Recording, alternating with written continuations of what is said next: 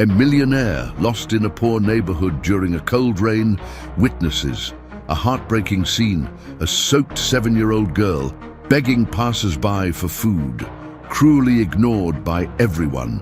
Moved with compassion, he hands her $100 bill and she, eyes shining with gratitude, offers to guide him to his business destination. But when they arrive and he asks, "Where's your home?"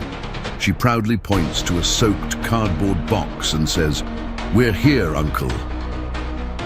When she innocently offers to find another little box so he can stay dry too, his heart completely shatters.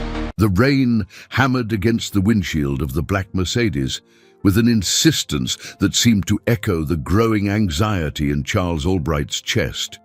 His hands, accustomed to holding multi-million-dollar contracts, trembled slightly on the steering wheel as he surveyed the narrow, unfamiliar streets of the rundown industrial neighborhood. The smell of wet asphalt invaded the car through the vents, mixing with the expensive cologne from his Italian suit, a contrast that did not escape his restless mind. "How the hell did I end up here?" he muttered to himself, checking the address scribbled on a crumpled piece of paper one more time. The meeting with Ricardo Mendoza, the developer who promised to revolutionize his real estate investments, was supposed to happen in 40 minutes, but his GPS had died 3 blocks ago, leaving him completely lost in this urban labyrinth. Charles had always prided himself on his ability to navigate the business world with surgical precision, but here, surrounded by modest houses and unmarked streets, he felt like a lost child. The rain intensified, turning the drops into a hard drum roll against the car's metal frame. He slowed down, looking for anyone who might help, when his eyes locked onto a scene that made his heart clench. A little girl, no more than 7 years old, was standing under a broken awning. Her soaked clothes clung to her thin body like a second skin, and her matted brown hair, plastered to her face, couldn't hide the large, sad eyes that silently pleaded with passers-by. With one hand outstretched and a voice nearly inaudible in the downpour, she asked for food from every person who passed. Charles's heart broke as he watched the coldness of the people. A man in a suit skirted around her as if she were contagious. A woman with an umbrella muttered something unpleasant and quickened her pace. A young couple simply ignored her, talking loudly about their dinner plans. The human indifference to a child's suffering was a cruelty he had never witnessed so up close. Without a second thought, Charles pulled over and got out, immediately feeling the cold rain soak through his expensive suit. He walked toward the girl, who watched him with a mixture of hope and fear. Her eyes, despite their sadness, shone with a surprising intelligence for someone so young. "Hey there, little one," he said, crouching to meet her gaze. "Are you hungry?" The question left his heart before his mind could fully process it. The girl nodded timidly, wiping her nose with a wet sleeve. "A lot, mister. I haven't eaten since yesterday morning."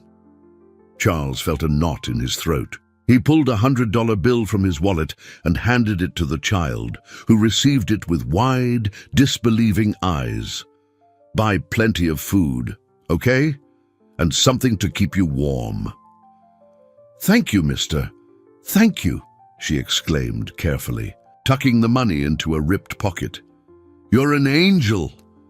"I need some information," Charles said, showing her the paper with the address. "Do you know this place?" The girl studied the paper carefully, frowning as if solving a complex problem.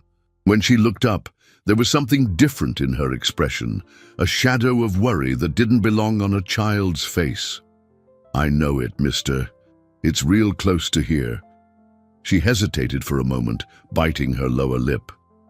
"But are you sure you want to find that man? He's a very bad person. He messes with the wrong things and hurts people who don't obey." The child's words hit Charles like a lightning bolt. How could a street kid know Ricardo Mendoza, and why did she speak of him with such fear? "How do you know this man?" he asked, feeling a chill that had nothing to do with the rain. "Everyone around here knows him, mister. My grandma always told me to hide when he shows up." The girl glanced around nervously. "Do you really want me to take you there?" Charles was facing a choice that would change his life forever, though he didn't know it yet. The girl's question echoed in Charles's mind like an alarm bell. His years in business had taught him to trust his instincts, and right now, every fiber of his being was screaming that something was wrong. He studied the child's angelic face, searching for signs of a lie or manipulation, but found only pure sincerity and genuine concern. "What's your name, little one?" he asked, buying time to process the disturbing information. "Caroline, mister, but everyone calls me Carol." She wiped away tears mixed with the rain streaming down her face. "And you?" "Charles." "Caroline is a beautiful name." He smiled, trying to calm her. "Is your grandmother nearby?" The girl's timid smile vanished instantly, replaced by an expression of deep pain that broke the businessman's heart. She shook her head, wiping her nose on her soaked sleeve. "Grandma Elaine has been in the hospital for 3 months, mister. The doctors said she needs a really expensive operation, but we don't have the money." Caroline's voice trembled. "And not just from the cold. That's why I'm out here asking for help. I need to get enough money to save her." Charles felt as if he'd been punched in the gut. The reality of urban poverty, which had always been a distant statistic in his corporate reports, now had a face, a name, and real tears before him. How had he lived 45 years without truly seeing this pain? "And where do you live, Caroline?" The question came out in a whisper, though he dreaded the answer. "The far." Girl pointed to a large cardboard box under the broken awning, only partially shielded from the rain that was now falling harder. The box was soaked at the edges, and Charles could see a few wet clothes and a thin blanket piled in a corner. "There, mister. I've been living in the box for 4 months. It was hard at first, but I'm used to it now." Caroline spoke, with a matter-of-factness that horrified Charles. "The men from the group home want to take me, but I don't like it there. They're mean and do bad things to the kids. I'd rather be free out here on the street." The child's words hit Charles like an emotional avalanche. His privileged mind struggled to comprehend how such a small child could survive on the streets, sleeping in a cardboard box, running from institutions that were supposed to protect her. He had always believed the system worked, that there were safety nets for cases like this. "Caroline, you said you know the man at this address. How?"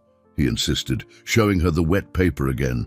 The girl looked around nervously before moving closer to him, whispering as if sharing a dangerous secret. "He comes here every week, mister. He talks to the men who run the street kids. They take some of the boys and girls away, and we never see them again." Her eyes filled with tears. "My friend Julia left with them 2 months ago. She cried a lot and said she didn't want to go, but they took her anyway." Charles's blood ran cold. The implications of Caroline's innocent words painted a dark picture he didn't want to accept. Ricardo Mendoza, the respectable developer, who promised to revolutionize his investments, was involved in child exploitation. "And the police, don't they help you?" he asked, desperately searching for a logical explanation. Caroline let out a sad little laugh that sounded terribly adult coming from someone so young. "The cops talk to that man too, mister. They get paid to look the other way. My grandma always said that when adults have a lot of money, they can make people forget what's right and wrong." The rain kept falling, but Charles no longer felt the cold. A deep, righteous anger began to boil in his chest. How had he been so naive? How had he not seen the signs? His company, his name, his reputation. Everything was about to be stained by an association with someone who preyed on vulnerable children. "Caroline," he said, making a decision that would change both their lives forever, "do you want to get out of the rain? I can take you to get something warm to eat." The girl's eyes lit up with hope, but also with caution. You're Not going to hand me over to the bad men, are you? Caroline's innocent question struck Charles to his very core. In the girl's eyes, he saw decades of premature distrust, the bitter wisdom of someone who had learned far too early that not all adults have good intentions. How could a 7-year-old child already carry so much fear and experience with human cruelty? I would never do that to you, Caroline. I promise. The words came out with a conviction he hadn't expected to feel. Do you trust me? The girl studied his face for a long moment, as if she could read his soul through his eyes. Finally, she nodded slowly. Grandma Elaine always said I should look deep into people's eyes. She said the eyes can't lie. Caroline wiped her wet nose. Your eyes are kind, Mr. Charles. Something shifted in Charles's chest, a warm feeling he hadn't experienced in years. Maybe it was compassion. Maybe it was the awakening of a paternal instinct he'd never had the chance to exercise. His relationships had always been superficial, focused on professional achievements and accumulating wealth. He had never stopped to think about the emotional void it had created in his life. Then let's get out of this rain, he said, taking Caroline's small, cold hand. I know a place that serves the best hot chocolate in the city. He walked her to the car, opening the passenger door. Caroline hesitated on the threshold, looking at the luxurious interior with a mixture of awe and suspicion. It's so pretty, mister. I've never been in a car like this. She carefully touched the leather seat. I'm not going to get it dirty, am I? Don't worry about that, little one. Get in, let's get warm. As Caroline settled into the seat, Charles turned the heater on full blast and grabbed a blanket he kept in the trunk. The girl wrapped herself in it like a cocoon, sighing with relief as she felt the warmth envelop her chilled body. Mr. Charles, she said after a few minutes, you're not going to meet that bad man anymore, are you? The question made him reflect on the situation he was in. The meeting with Ricardo Mendoza was crucial for his business expansion. Plans. The contract could mean millions in profits and the definitive establishment of his company in the international market. But how could he move forward, knowing what he knew now?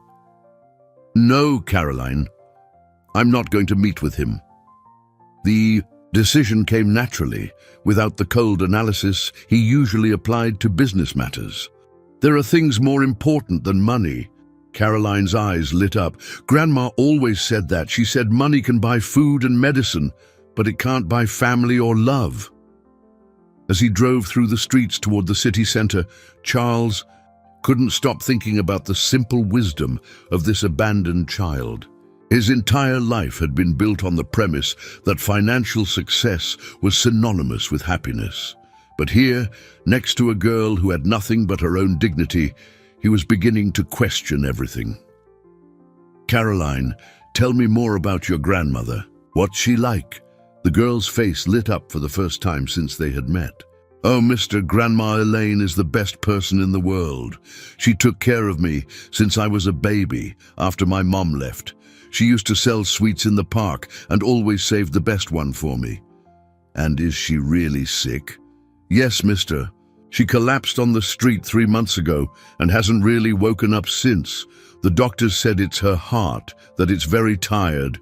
They said she needs an operation that costs a lot of money, more money than we could save in 100 years. Charles felt a pang of pain in his chest. For him, the cost of the surgery was probably equivalent to what he spent on a single fancy dinner. The social disparity had never been so stark and painful. Which hospital is she in, Caroline? St. Vincent's Hospital, mister. It's far from here.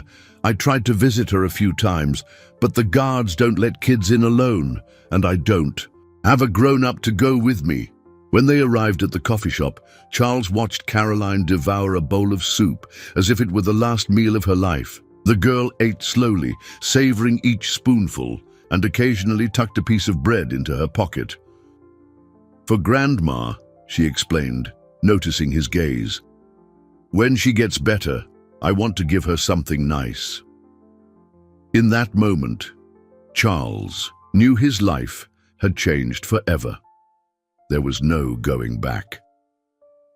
The afternoon turned into evening as Charles and Caroline remained in the cozy coffee shop. The girl had finished her third cup of hot chocolate and was now watching the city's hustle and bustle through the fogged-up window, fascinated. To her, accustomed only to the streets of the city's outskirts, downtown seemed like a completely different world, full of lights and possibilities.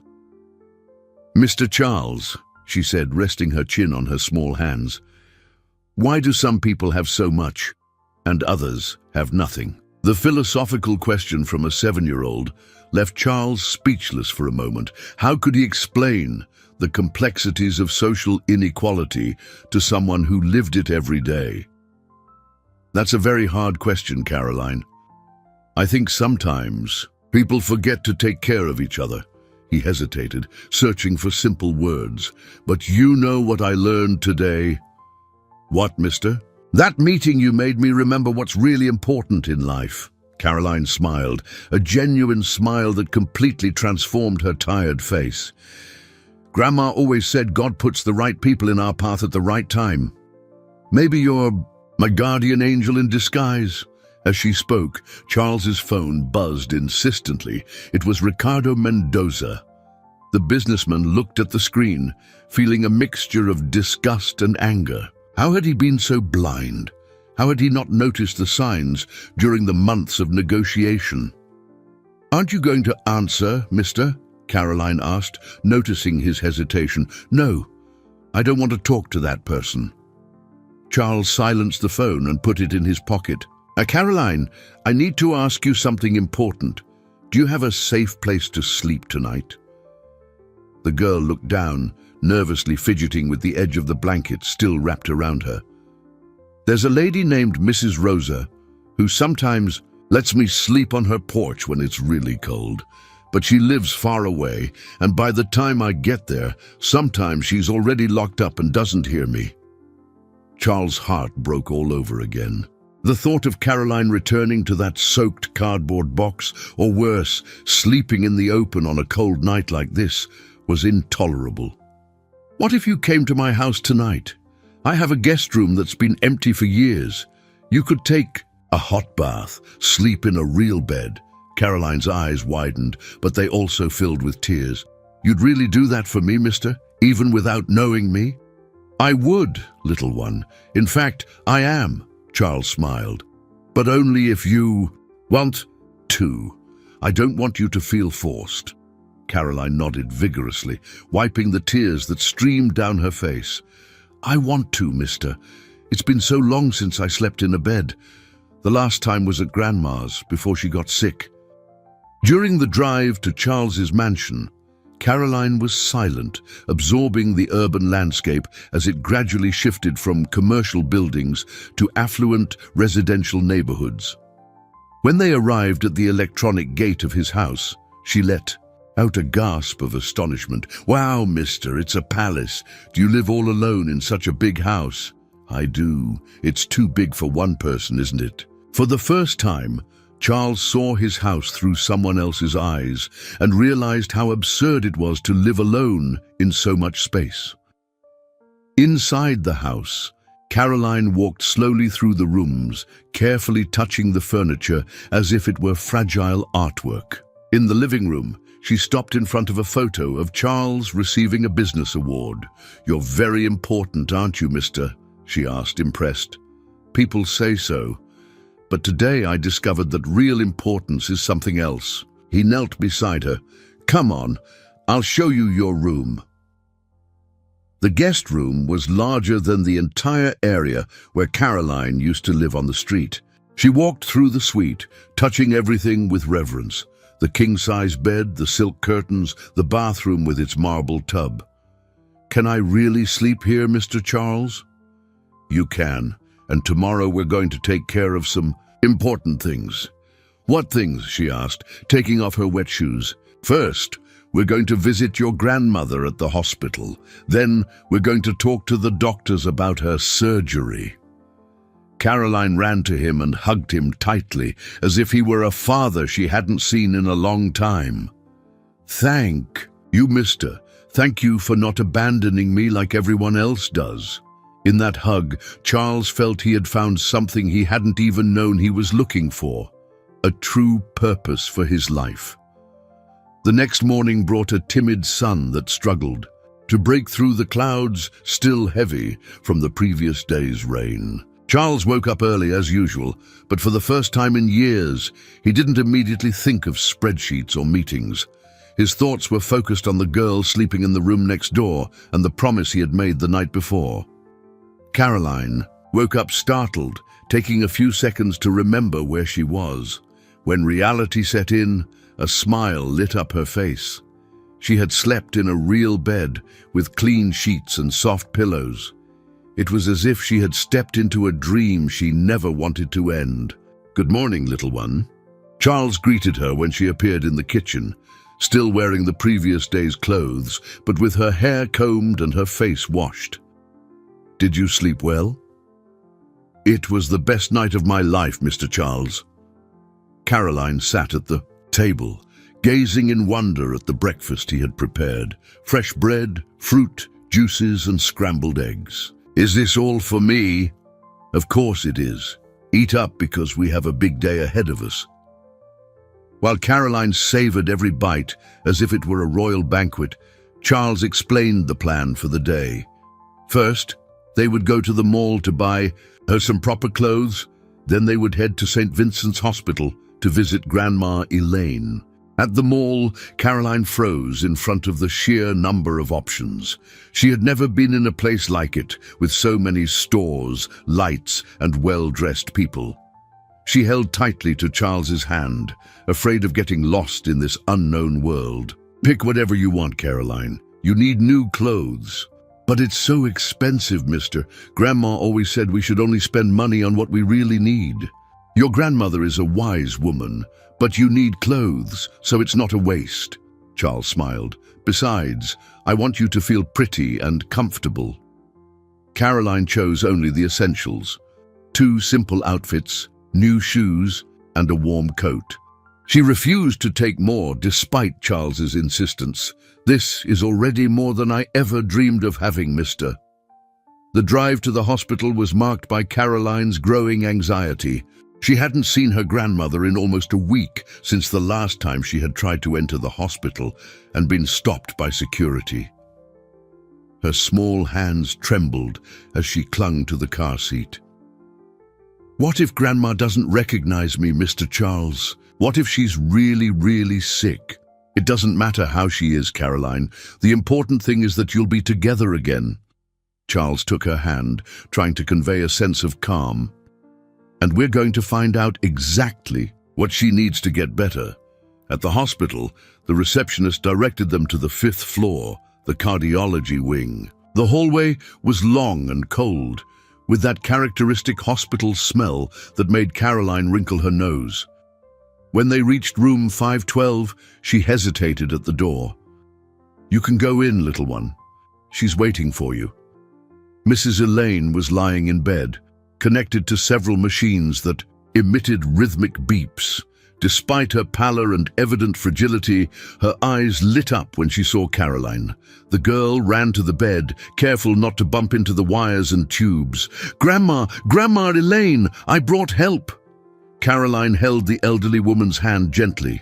"This is Mr. Charles. He's very kind, and he's going to help us." Mrs. Elaine looked at Charles with a mixture of gratitude and suspicion.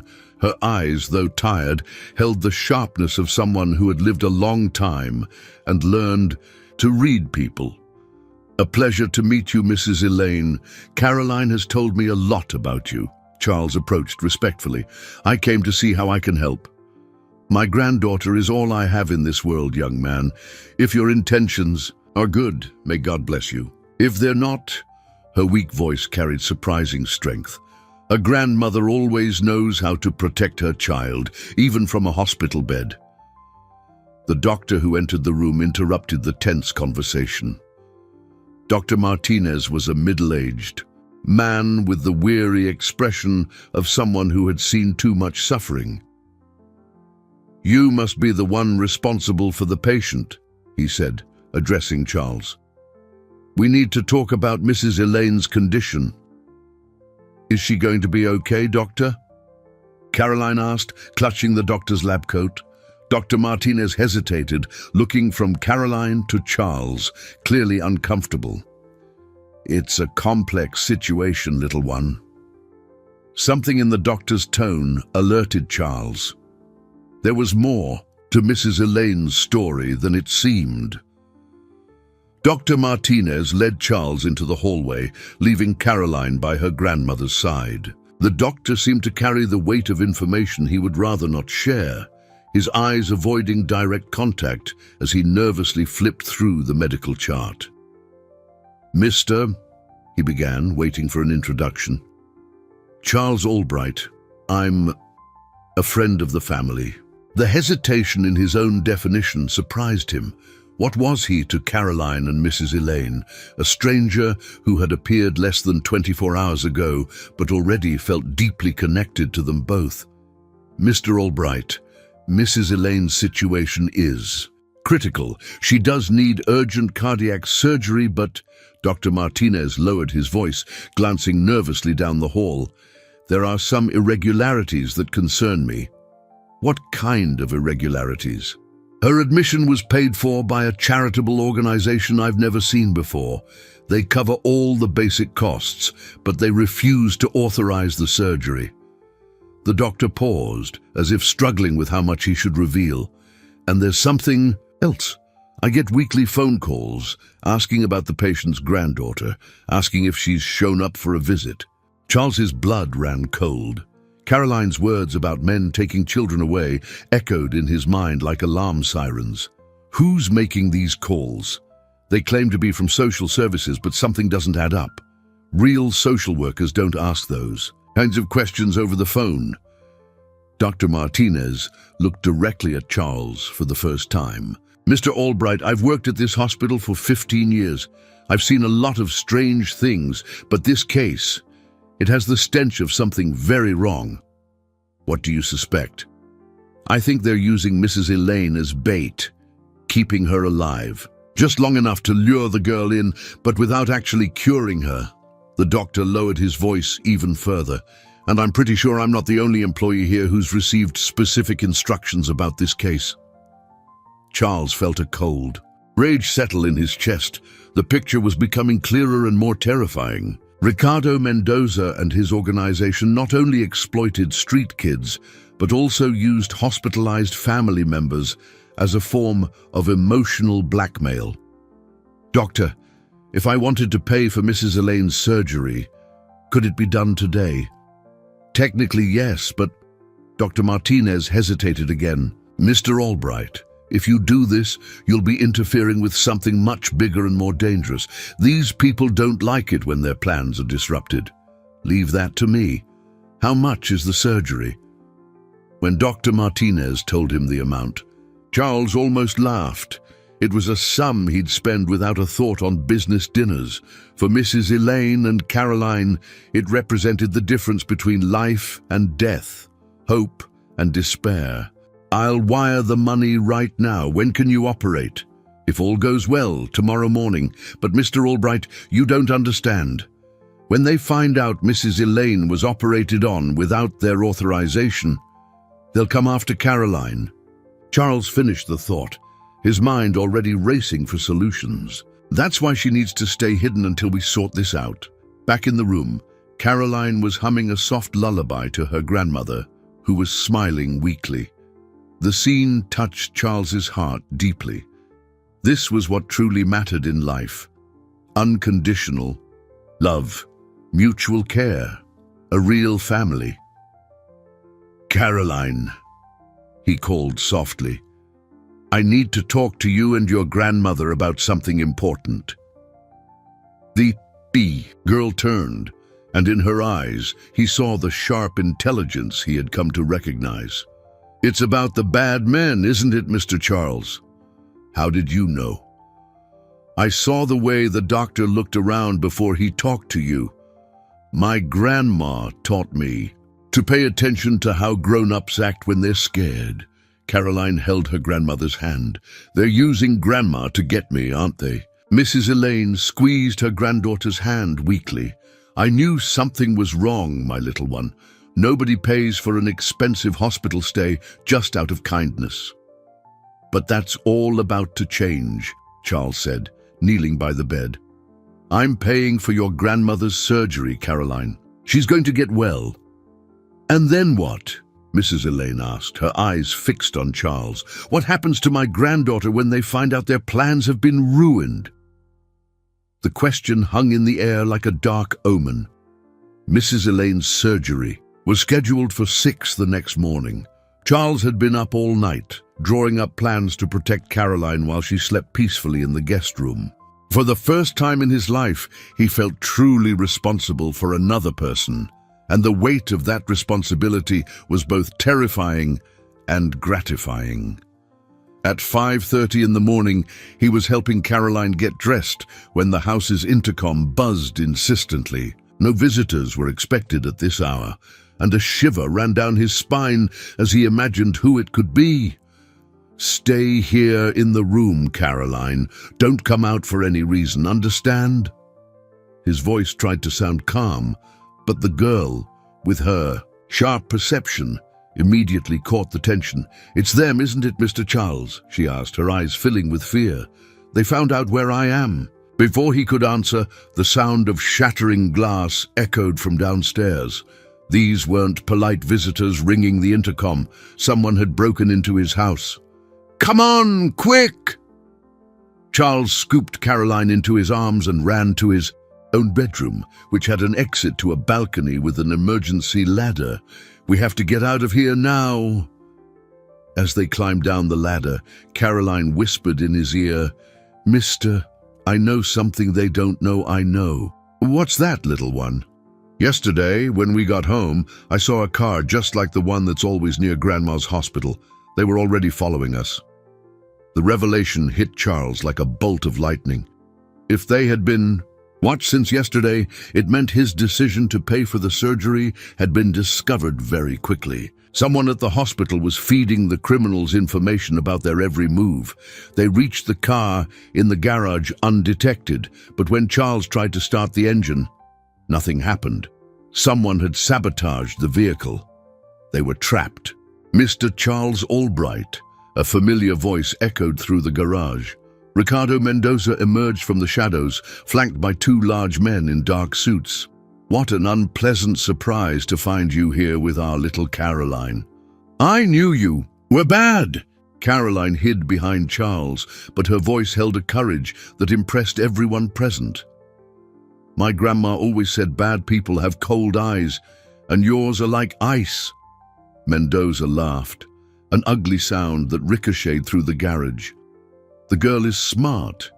A pity that makes her even more valuable for our purposes." "What purposes?" Charles asked, placing himself protectively in front of Caroline.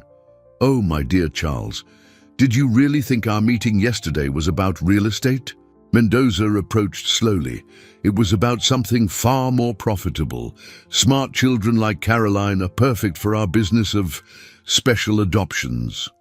Special adoptions. Wealthy families in other countries pay a fortune for bright American children, especially those who already know how to survive on their own. Mendoza's smile was predatory.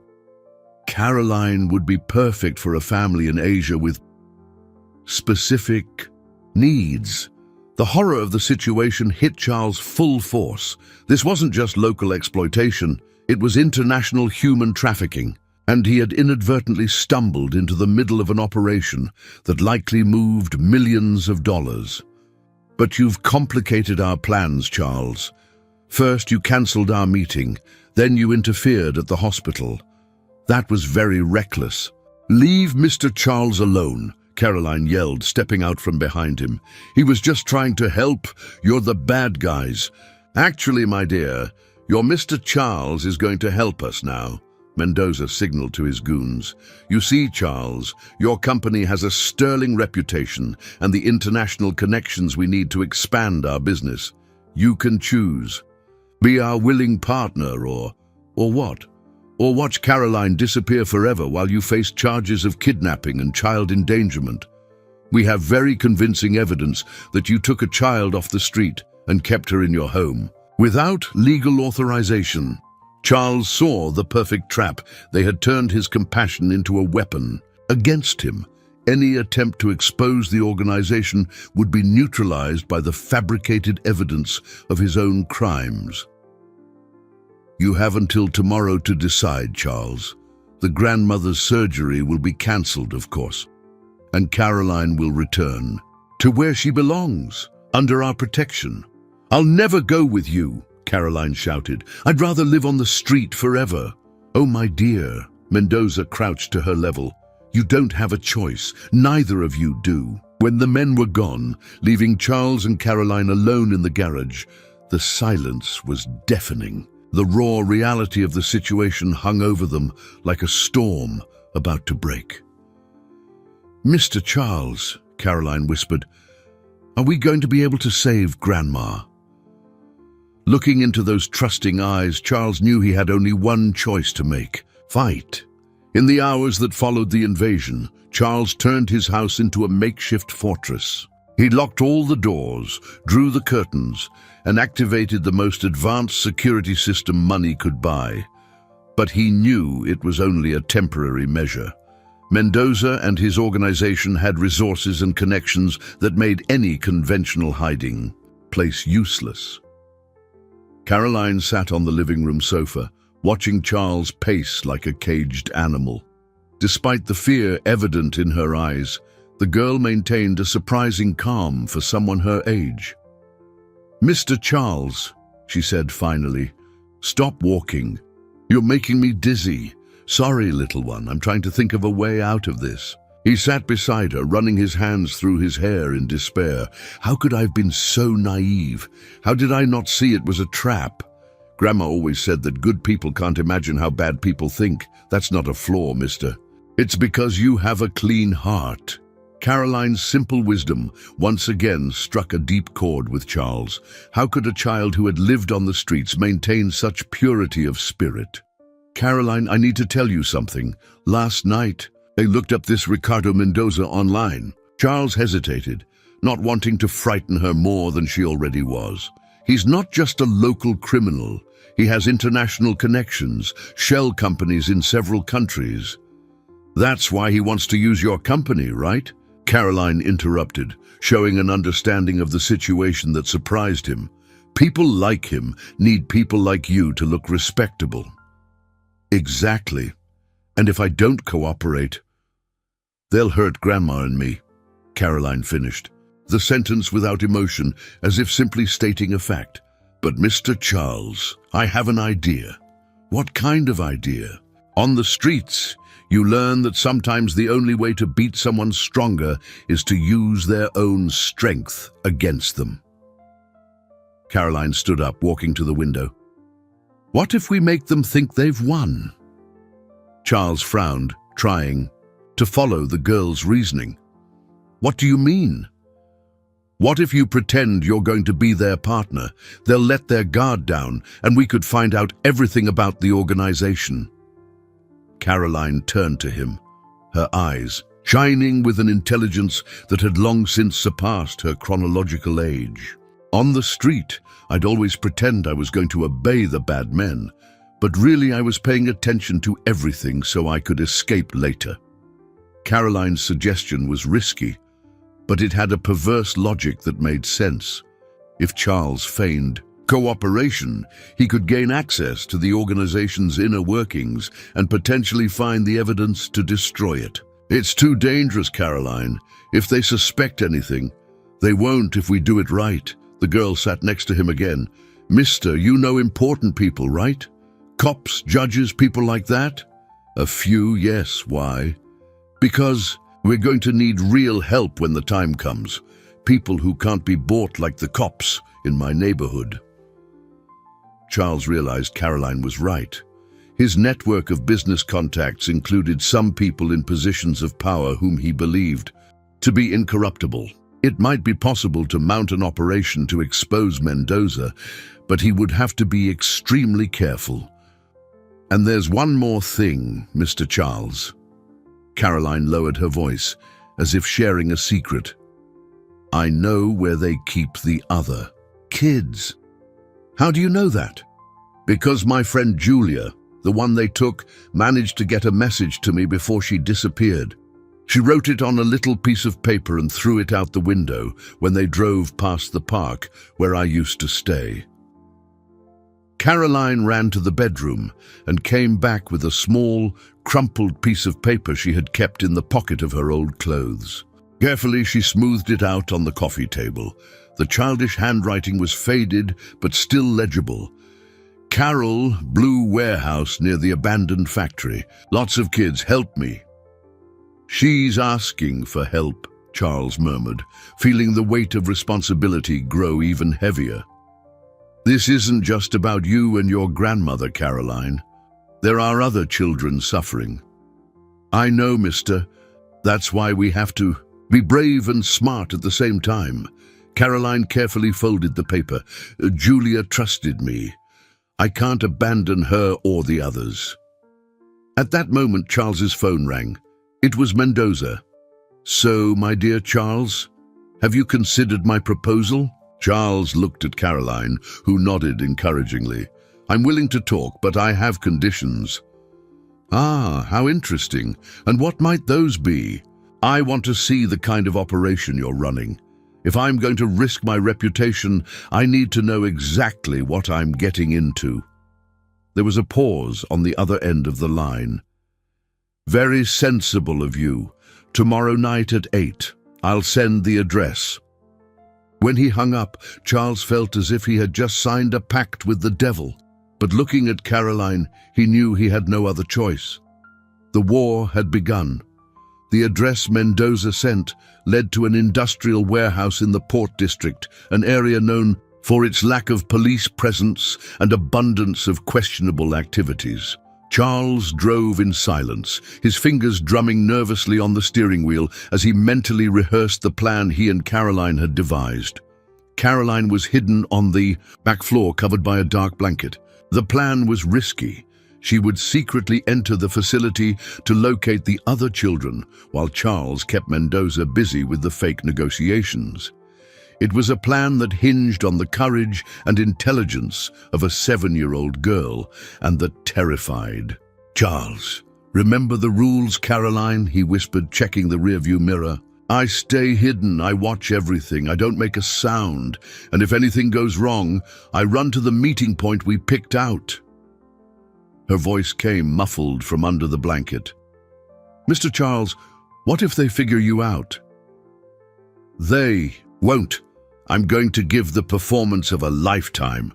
Charles tried to sound more confident than he felt. And you're going to be my little spy. They arrived at the location at 8 o'clock sharp. The warehouse was immense, with broken windows and peeling walls that told stories of neglect.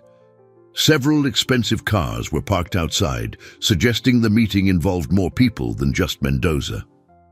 Charles parked the car in a strategic position that would allow Caroline to slip out through the back of the warehouse unseen. Now, little one, good luck. Good luck to you too, mister. Remember, look interested, but not too eager. As Charles headed for the main entrance, Caroline silently slipped out the back door and crept into the shadows. Her street survival skills had never been more necessary. Inside the warehouse, Charles found an operation far more sophisticated than he had imagined. The space was divided into several sections, a makeshift office area, a section that looked like a dormitory, and in the back, an isolated area from which came the muffled sounds of children's voices. Mendoza greeted him with a false smile, flanked by 3 other men in expensive suits. Charles, welcome to our little enterprise. I'd like you to meet our partners. The introductions were made with the formality of a legitimate business meeting, which made it all the more disturbing. There was a lawyer, an accountant, and someone who identified himself only as an international logistics specialist. Impressive, Charles commented, forcing admiration into his voice. You've really set up a professional operation. Ah, my friend, this is just the beginning. Care to see our current inventory?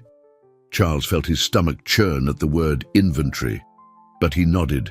He followed Mendoza to the isolated area where his worst nightmare was confirmed. There were about 15 children, between 6 and 12 years old, all wearing clean but simple clothes, sitting on mattresses on the floor. Some were playing. Quietly, others just stared into space with empty expressions. All orphans or abandoned, Mendoza explained casually. We rescue them from the streets, offer them food, shelter, a basic education. It's practically a social service. And then we find them loving families in other countries who can offer them opportunities they would never have here in the States. Mendoza's cynicism was nauseating. Of course, these families pay handsomely for the opportunity to do a good deed. Meanwhile, Caroline had found a broken window at the back of the warehouse and managed to slip inside undetected. Hiding behind stacked boxes, she could see and hear everything. Her heart pounded when she recognized Julia among the children. Her friend was there, alive, but visibly thinner and with sad eyes. Caroline observed the facility's routine, noting where the guards were stationed, how the children were monitored, and what the entry and exit points were. Her survivor's mind catalogued every detail that could be useful in a potential rescue operation. "And what about the paperwork?" Charles asked, forcing himself to maintain a professional tone while fighting back nausea. "Ah, that's our friend's specialty," Mendoza pointed to, the lawyer. "He has contacts in government agencies and county offices. We can procure completely legal documentation for all the adoptions." Completely legal obviously meant completely forged. But Charles just nodded as if impressed by the operation's efficiency. "And what exactly would my role be in all this? Your company has import-export contracts with several Asian countries, correct? We need those trade routes to facilitate the transport of the children." Mendoza smiled coldly. "And your impeccable reputation would give us the credibility we need to expand operations." Caroline, still hidden, overheard a conversation between two guards that made her blood run cold. They were talking about a special shipment scheduled for the following week, when 10 children would be sent to premium clients in Asia. "And what's in it for me?" Charles asked, hating himself for asking the question. 10% of every transaction, considering each child is worth between $50,000 and $100,000. Mendoza let the math speak for itself. "It's a tempting offer," Charles said, making a great effort to sound interested. "But I need assurances. How do I know I won't be incriminated if something goes wrong?" "My dear Charles, you're already incriminated. Remember little Caroline sleeping at your house?" Mendoza's predatory smile confirmed what Charles already knew.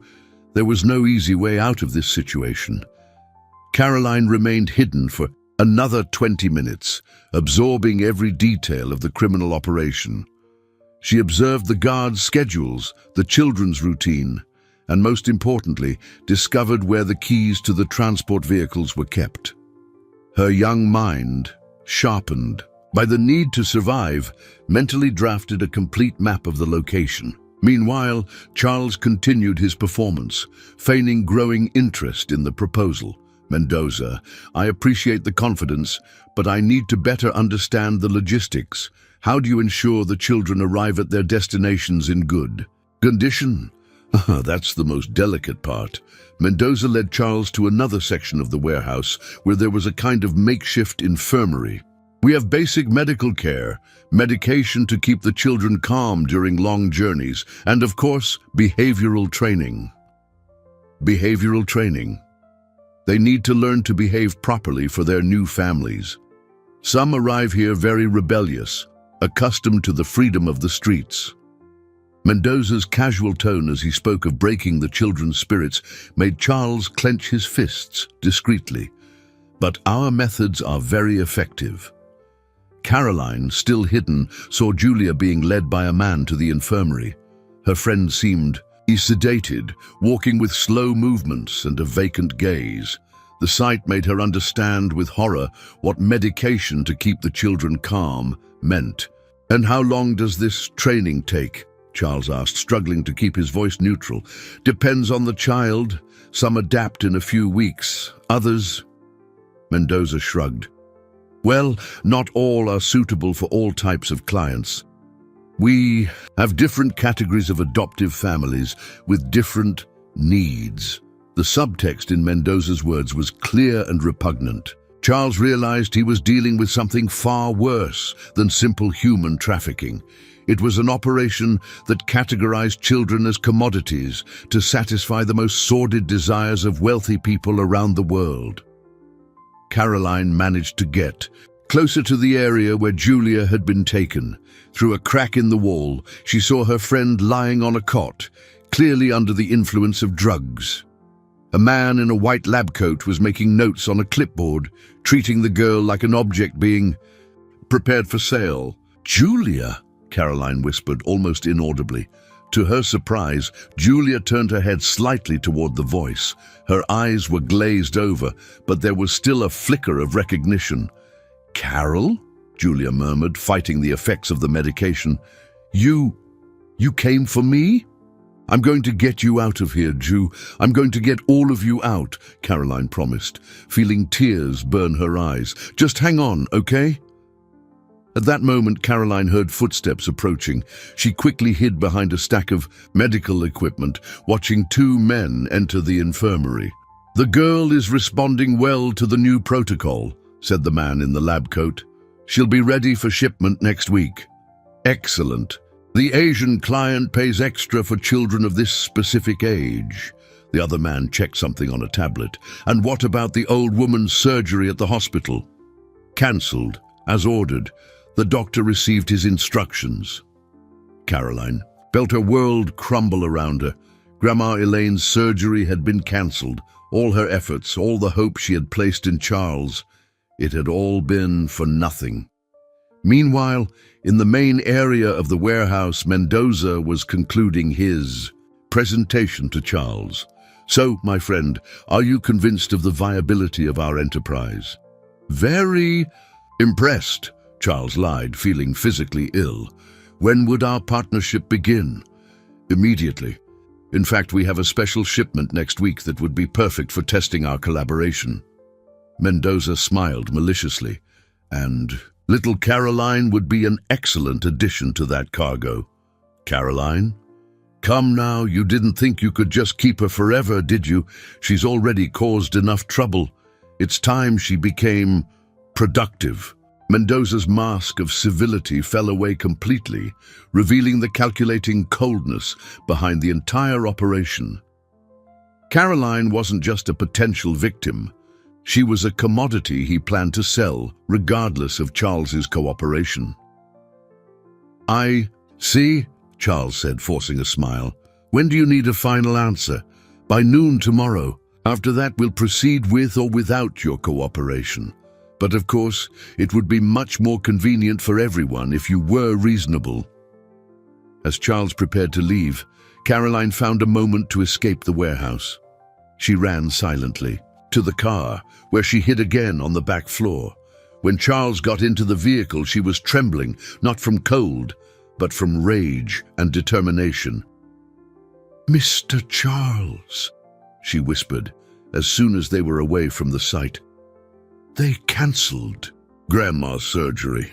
The words hit Charles like a punch to the gut. "How do you know?" "I heard them, and there's more. They're going to ship Julia and the other kids out next week." Caroline sat up, her eyes blazing with a fierce determination. "And they want me with them." "That's not going to happen, Caroline. I promise." "I know, mister, because we're not going to let them." The girl's voice carried a conviction that stunned Charles. "It's time we stopped running and started fighting back." Charles looked in the rearview mirror at those determined eyes and knew the girl was right. The time for defensive strategies was over. Back at the house, Charles and Caroline turned the living room into a makeshift command center. Papers spread across the coffee table showed the map of the warehouse that Caroline had drawn from memory, with an accuracy that was astonishing for a child her age. Every detail was carefully noted: guard locations, shift change times, escape routes, and most importantly, where exactly the children were being held. "Mr. Charles, we need help," Caroline said, pointing to the drawing. "There are too many armed men, and they're not just going to let us walk in and leave with the kids." Charles agreed, having already reached the same conclusion. "I have some contacts who might help, but I need to be sure I can trust them. If Mendoza was able to corrupt people at the hospital and the local police, what if we talk to the kids themselves first?" Caroline interrupted, her eyes bright with an idea. "They know the place better than any adult, and they know which guards are more relaxed, what times are easiest to slip away. How would we do that? I go back, alone this time?" Caroline spoke with a determination that frightened Charles. "I'll pretend I gave myself up, that I ran away from you because I was scared. Then I can talk to Julia and the others." "Absolutely not. It's far too risky, Caroline. Mister, I survived 4 months on the streets by myself. I know how to handle dangerous people." The girl took his hand. "And besides, if we don't do something, all those kids are going to disappear forever next week." Caroline's logic was irrefutable, but the thought of putting her in danger again was unbearable for Charles. He had developed a paternal love for her that he didn't know was possible to feel. "There is another way," he said finally. "I'm going to call someone I trust completely." Charles dialed a number he hadn't used in months. On the other end of the line, a familiar voice answered. "Detective Santiago." "Marina, it's Charles Albright. I need to speak with you urgently, and it can't be over the phone." Detective Marina Santiago was one of the few people in positions of power Charles knew personally and trusted completely. They had met years ago at a charity event, and she had always remained incorruptible despite the pressures of the system. 2 hours later, Marina arrived at Charles's house, accompanied by a man who introduced himself as FBI Special Agent Lucas Rodriguez. The detective was a woman in her 40s, with salt and pepper hair and piercing eyes that seemed capable of detecting a lie from a mile away. "Charles, you said this was about child trafficking. I hope you have solid evidence," Marina said, sitting down in the living room. "More than evidence. I have an eyewitness," Charles called for Caroline, who entered the room with the detailed map she had drawn. For the next 30 minutes, Caroline recounted everything she had seen and lived through, from her months on the streets to her infiltration of the warehouse the night before. Her narrative was clear, detailed, and devastatingly convincing. Marina and Lucas asked specific questions, and Caroline answered them all with a precision that impressed the seasoned officers. "This kid has a photographic memory and a detective's instincts," Lucas murmured to Marina. "And if half of what she's saying is true, it's all true," Caroline interrupted, having overheard the whisper. "And there's more. They talked about other warehouses in other cities. It's not just here in Chicago." The revelation made Marina and Lucas exchange worried glances. If Caroline was right, they weren't just dealing with a local operation, but a national human trafficking network. "Caroline," Marina said, crouching to meet the girl's gaze, "would you be able to guide us to this warehouse? Show us exactly where everything is?" "Of course, but..." Caroline hesitated, looking at Charles. "What about Grandma Elaine? They cancelled her surgery. If she doesn't have it soon..." "Leave that to us," Lucas said. "We have the authority to ensure any necessary medical treatment is performed immediately." "Really?" Caroline's eyes filled with hope for the first time in days. "Really? But we need to act fast. If this shipment is scheduled for next week..." Marina looked at Lucas. "How many agents can you mobilize discreetly for an operation of this magnitude?" 20, maybe 25. But it will have to be very well coordinated. Caroline raised her hand timidly. Can I make a suggestion? The three adults turned to her, waiting. What if we use the kids themselves to help with the operation? They know the place, they know how to hide, and they can create diversions when you need them. The suggestion was risky and unconventional, but it had a logic that couldn't be ignored. The children would have maximum motivation to cooperate and intimate knowledge of the location. It's risky, Marina said thoughtfully, but it could work. There's one more thing, Caroline added. I know a way into the warehouse without anyone seeing, and if everything goes right, I can warn the other kids before you arrive. Lucas shook his head. We can't put a child at risk like that. Agent Rodriguez. Caroline looked him directly in the eye. I'm already at risk. We all are. The difference is, now we have a chance to fight back. The silence that followed was broken by Charles. She's right. Caroline is no ordinary child. She's a survivor. Marina made the final decision. All right, we'll do it, but with every possible precaution. As they planned the details of the operation, no one noticed the black car parked across the street, nor the man observing the house with binoculars. The operation was set for the following morning before dawn. Caroline had insisted on being the first to enter the warehouse, 2 hours before the tactical team's arrival, to prepare the other children and create the necessary conditions for the rescue. Charles stayed up all night, alternating between checking the communication equipment and watching Caroline sleep peacefully, as if it were just another normal night. At 4 in the morning, Caroline woke up naturally, as she always did when something important was about to happen. She put on the dark clothes Charles had bought especially for the operation and pocketed a small transmitter that would allow the tactical team to monitor her movements. Do you remember everything we planned? Charles asked, kneeling in front of her. I go in through the back window, find Julia and the other kids, explain the plan, and wait for the signal for the diversion. Caroline recited the instructions like an experienced soldier. If anything goes wrong, I use the emergency exit I marked on the map. And if the guards catch you, I pretend I ran away from you and came to turn myself in. That'll buy time. Until you get here.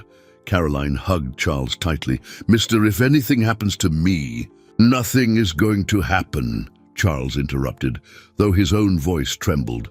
You're going to come home. We'll get your grandma her surgery, and then we're going to be a real family. Promise?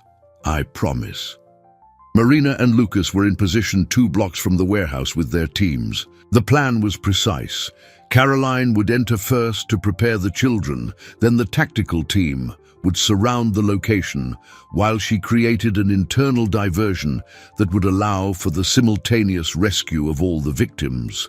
Caroline infiltrated the warehouse exactly as planned, using the same route as the night before. The place was quieter than before, with only 2 guards visibly making lazy rounds. She reached the area where the children slept without being detected. Julia, she whispered, gently touching her friend's shoulder, wake up, but don't make a sound. Julia opened her eyes slowly, still under the effect of the medication, but she managed to recognize Caroline. Carol, what are you doing here? They'll catch you. Not if we get them first. Listen carefully. I brought the real police, not the crooked ones from around here. In an hour, they're going to raid this place and get everyone out. Caroline spent the next 40 minutes silently waking each child and explaining the plan. The initial reaction was disbelief. After all, these were children who had been let down by the system so many times they no longer believed in salvation. But Caroline's determination and confidence were contagious. When I give the signal, she explained to the group, you run to the spots I showed you on the drawing. Don't look back. Don't stop to grab anything. Just run. At 5:45 in the morning, Caroline received confirmation via the transmitter that the tactical team was in position. It was time to create the diversion that would allow for the coordinated entry of the law enforcement team. The plan was simple but risky. Caroline would activate the warehouse's fire alarm system, creating enough confusion for the guards to disperse and the children to run to the predetermined escape points. But as Caroline made her way to the alarm panel, she heard a familiar voice that made her blood run cold. "Hello, little Caroline. What a surprise to find you here again." Mendoza was standing at the entrance to the children's area, flanked by 4 armed men. His smile was colder and crueler than Caroline had ever seen. "You know, after your Mr. Charles's little visit last night, we started to suspect something wasn't right." Mendoza approached slowly. "So we decided to watch his house. Imagine our surprise when we saw federal agents coming and going." Caroline tried to remain calm, but she could feel her heart pounding in her chest. The plan had been discovered. Mendoza knew everything. "I don't know what you're talking about," Caroline tried, but her voice betrayed her nervousness.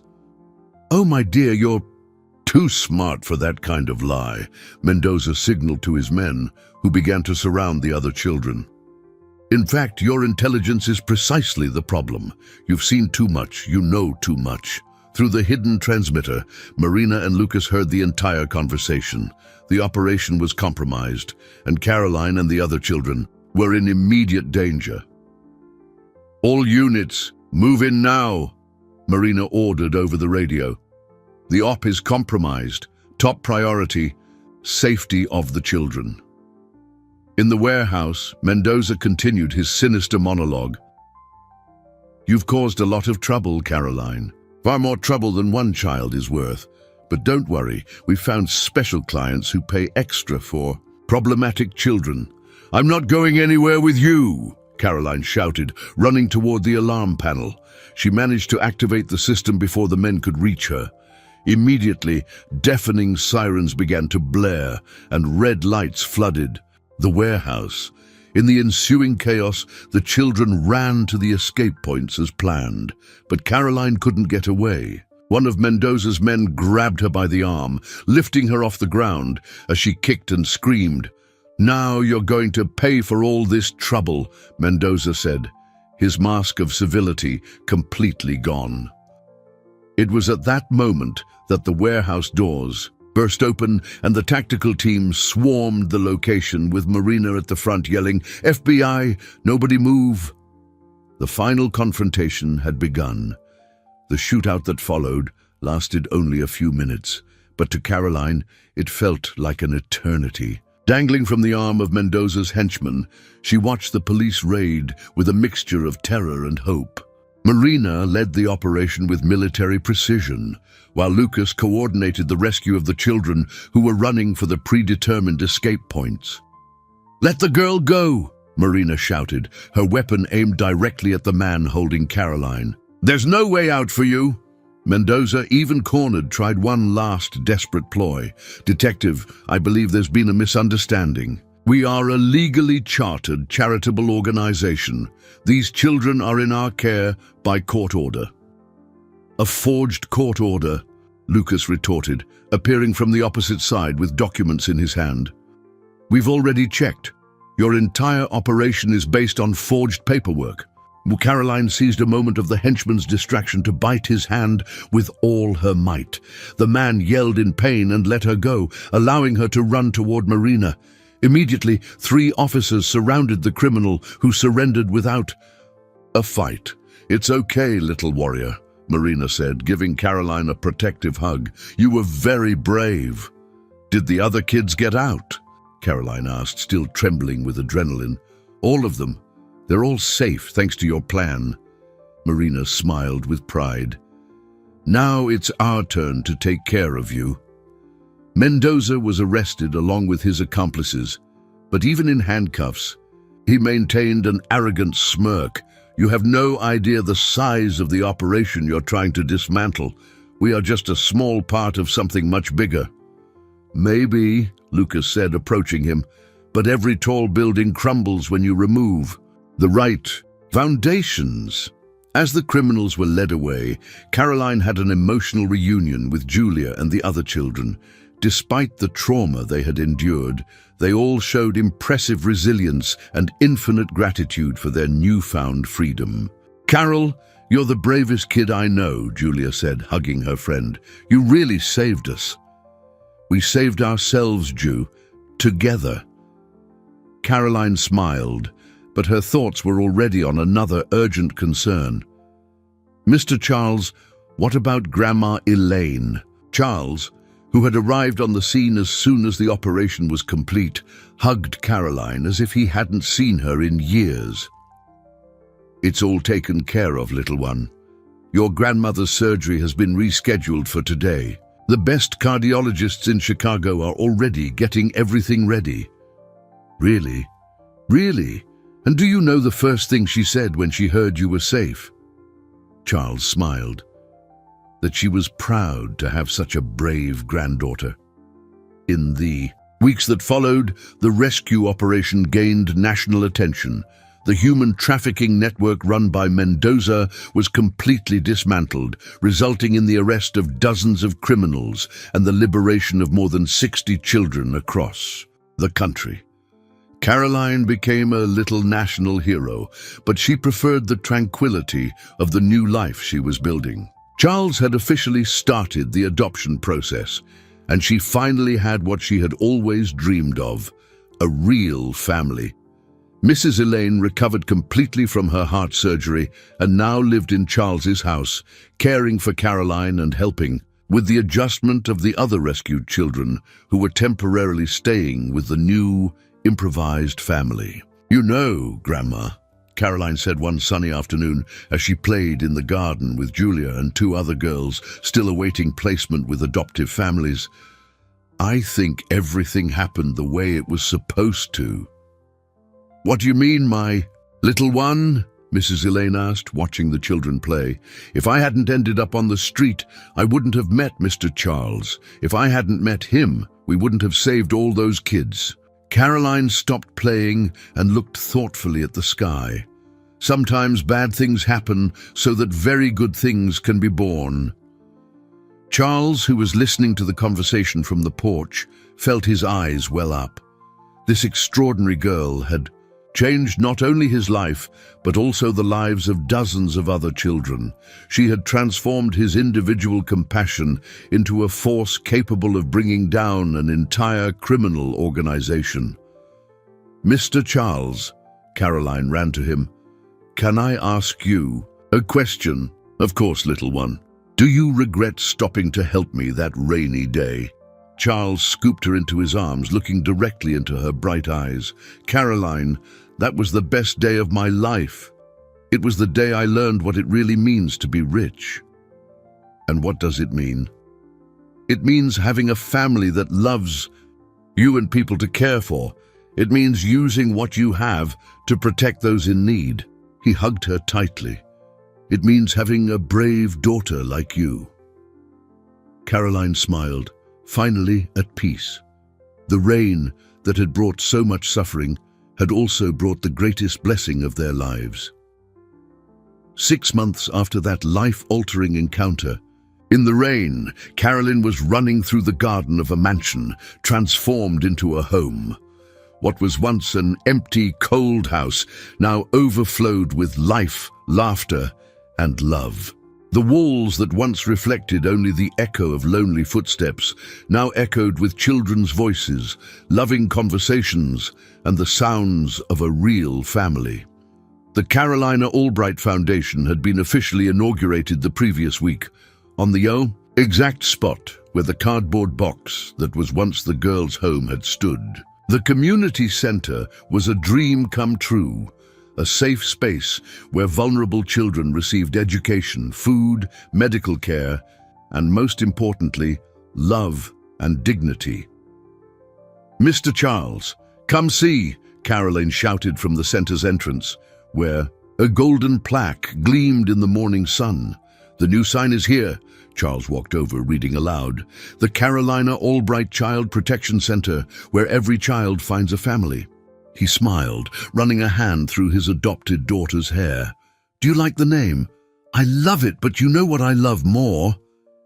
Caroline pointed to the children playing in the yard. Seeing that no kid will ever sleep in a cardboard box in this neighborhood again, Mrs. Elaine approached, her health fully restored and her smile more radiant than ever. "My little one, you've become a little revolutionary. I'm so proud." The opening ceremony was attended by Marina and Lucas, who had become close family friends.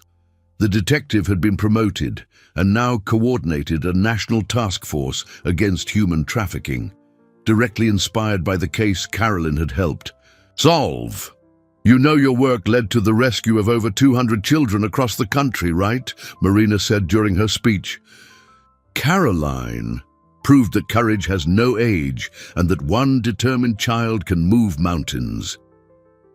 Julia, now living with a loving family who had adopted her, ran up to Caroline.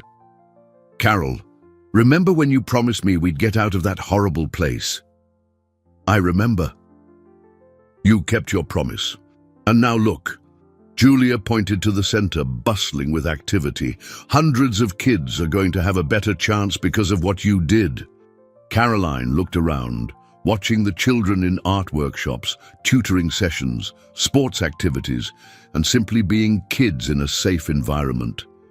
Every smile, every laugh, every hug was a victory against the cruelty that had once dominated these streets. "You know, Ju," Caroline said thoughtfully, "Grandma always said God works in mysterious ways. I think she was right." "How so?" "If I hadn't been through all that, I wouldn't have met Mr. Charles. If I hadn't met him, we wouldn't have saved you guys. And if we hadn't done all that, this place wouldn't exist." Caroline gestured to the center. "Sometimes suffering prepares us to do important things." During the afternoon, Caroline found a quiet moment in the room that had been specially prepared for her at the center. It was her private office, where she coordinated activities for the other children and kept her most precious treasures. Photos of her new family, letters from children helped by the foundation, and in a special corner, the original cardboard box, preserved as a reminder of where it all began. Charles found her there, sitting on the floor next to the box, flipping through a photo album. "What are you thinking about, little one?" "I was remembering the first day we met. You were lost in the rain, looking for that bad man." Caroline smiled. "Who would have thought that being lost could be the best thing that ever happened to us?" "You know what I learned from you, Caroline?" Charles sat beside her. "That there's no such thing as chance. There's purpose. I wasn't lost that day. I was being guided to find you. And I wasn't begging for change. I was waiting for my family to arrive."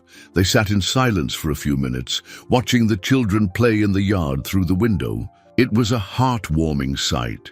Dozens of little ones who now had hope, opportunities, and most importantly, the certainty that they were not alone in the world. "Mr. Charles," Caroline said finally, "thank you for stopping that day. Thank you for showing me what really matters in life. And what's that? Family, love, and using what we have to take care of those who need it." Charles hugged Caroline. "You taught me that true wealth isn't what we accumulate, but what we share." As the sun began to set, painting the sky in golden hues, the family gathered in the garden for dinner. Mrs. Elaine had prepared Caroline's favorite dish. Charles told funny stories from the office, and the girl talked excitedly about plans to expand the center to other neighborhoods. "You know what my biggest dream is?" Caroline said, her eyes shining with determination. "What's that?" Charles and Mrs. Elaine asked in unison. "That one day we won't need centers like this anymore because every child will already have a family that loves them." Caroline smiled. "Until then, we'll take care of every single one as if they were our own daughter, our own granddaughter, our own sister." That night, as Caroline slept peacefully in her bed, the same bed that had seemed an impossible dream months ago, Charles and Mrs. Elaine talked on the porch about their plans for the future. "She changed our lives forever," Charles said. "No," Mrs. Elaine corrected wisely. "She showed us who we always were on the inside. We just needed someone to teach us to be brave enough to love without limits." The gentle rain falling outside no longer brought sadness or despair. It was now a symbol of renewal, of second chances, and of the certainty that even in the darkest storms, there is always the possibility of a new dawn. Caroline had proven that a brave child, a compassionate heart, and the determination to do what is right can transform not just individual lives, but entire communities. Her story had become an inspiration for others to also have the courage to stop, look around, and extend a hand to those in need. Because in the end, we are all just people looking for a home. And sometimes that home isn't a place, but a family we choose to build with love, courage, and hope.